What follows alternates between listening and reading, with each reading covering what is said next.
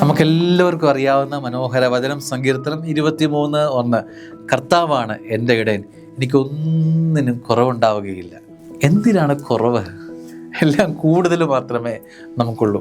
ആഗ്രഹിച്ചതിൽ പകരം, സ്വപ്നം കണ്ടതിലപ്പുറം തന്ന് ദൈവം നിന്നെ അനുഗ്രഹിച്ചിട്ടില്ലേ? ഒരു കുഞ്ഞു കാര്യം ആഗ്രഹിച്ചു, കുന്നോളം നിനക്ക് കിട്ടി എന്ന് ആരോ പറഞ്ഞതും ഓർക്കുകയാണ്. അപ്പോൾ കർത്താവായ ദൈവം എൻ്റെ ഇടയനാണ്. ആ ഇടയൻ കൂടെ ഉള്ളപ്പം എനിക്കൊന്നിനും കുറവില്ല. എല്ലാം കൂടുതലാണ്, എല്ലാം കൃപയാണ്, എല്ലാം സമൃദ്ധിയിലാണ് എന്ന് സങ്കീർത്തകൻ പറയുകയാണ്. കർത്താവേ, നീയാണ് എൻ്റെ ഇടയൻ. ഓരോ പ്രഭാതത്തിനും ആ ഇടയത്വത്തിൻ്റെ അനുഭവങ്ങളെ ഓർത്ത് സ്തോത്രം ചെയ്യണം, സ്തുതിക്കണം.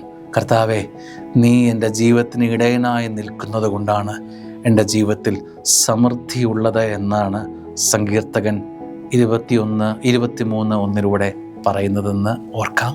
ആമേൻ.